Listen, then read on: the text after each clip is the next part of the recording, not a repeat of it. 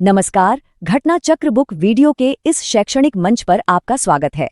हमारा उद्देश्य है ज्ञान को सरल, स्पष्ट और सुलभ रूप में आप तक पहुंचाना। आइए आरंभ करते हैं अध्ययन और सफलता की इस यात्रा को। नमस्कार, आज हम बात करने वाले हैं उत्तर प्रदेश में चल रही दो बहुत ही दिलचस्प पहलों के बारे में, जिनका मकसद एक ही है, सामाजिक विकास। चलिए समझते हैं इनको। तो ये जो पहले हैं ना, ये हमें दिखाती हैं कि कैसे सरकार दो बिल्कुल अलग-अलग ग्रुप्स को, मतलब एक तरफ राज्य के आदिवासी युवा और दूसरी तरफ महिलाएं, इन दोनों को एम्पावर करने की कोशिश कर रही है। आखिर कैसे? चलिए देखते हैं। तो पहली कहानी है आदिवासी युवाओं की और उनके लिए बनाए गए एक खास प्रोग्राम की। देखिए, ये सिर्फ कोई सरकारी कार्यक्रम नहीं था। ये तो 5 अलग-अलग राज्यों के युवाओं के लिए एक दूसरे को जानने, अपने कल्चर को शेयर करने का एक जबरदस्त प्लेटफॉर्म था। और सबसे बड़ी बात क्या थी?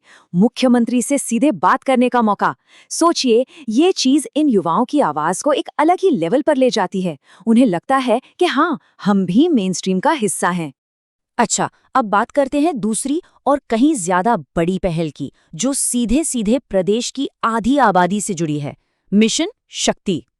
और इस पूरे मिशन का जो कोर है ना, वो इस एक नारे में छुपा है, सशक्त नारी समृद्ध प्रदेश। सोच बिल्कुल सीधी और साफ है कि भाई, जब तक महिलाएं एम्पावर्ड नहीं होंगी, तब तक प्रदेश की तरक्की, उसकी ग्रोथ अधूरी ही रहेगी।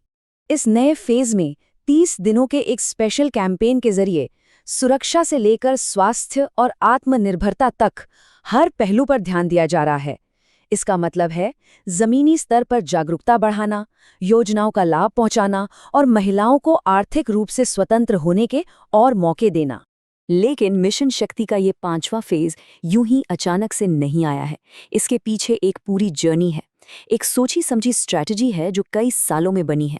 यहाँ पे आप देख सकते हैं कि ये मिशन कैसे धीरे धीरे स्टेप बाय स्टेप आगे बढ़ा। 2020 में शुरुआत हुई सोच बदलने से, अवेयरनेस फैलाने से। फिर अगला कदम था कानूनी हक और सरकारी योजनाओं तक पहुंच बनाना। उसके बाद फोकस गया आत्मनिर्भर बनाने वाली प्रोग्राम्स पर, और फिर लोकल पुलिसिंग को और अकाउंटेबल बनाने पर काम हुआ। मतलब हर अगला स्टेप पिछली की कामयाबी पर ही बनाया गया है। तो ये सिर्फ 4 फेज नहीं है, ये एक तरह का मॉडल है। पहले सोच बदलो यानी जागरूकता, फिर साधन दो यानी पहुंच, फिर मौके बनाओ यानी कार्रवाई, और आखिर में एक ऐसा सिस्टम बनाओ जो सुने और मदद करे यानी जवाबदेही।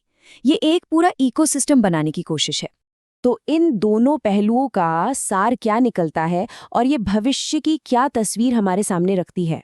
जरा इस नंबर पर गौर कीजिए, 1663। ये सिर्फ एक नंबर नहीं है, बिल्कुल नहीं। इसका मतलब ये है कि उत्तर प्रदेश के हर एक पुलिस स्टेशन में, हर एक, अब एक डेडिकेटेड जगह है जहां कोई भी महिला बिना किसी झिझक के अपनी शिकायत दर्ज करा सकती है, उसे कानूनी सलाह और मदद मिल सकती है। ये एक तरह से सेफ्टी को सीधे थाने के दरवाजे तक लाने जैसा है। और ये सब हमें एक बहुत ही अहम सवाल पर लाकर खड़ा कर देता है कि क्या इस तरह की फोकस्ड स्टेप बाय स्टेप योजनाएं वाकई समाज में कोई गहरा और परमानेंट बदलाव ला सकती हैं?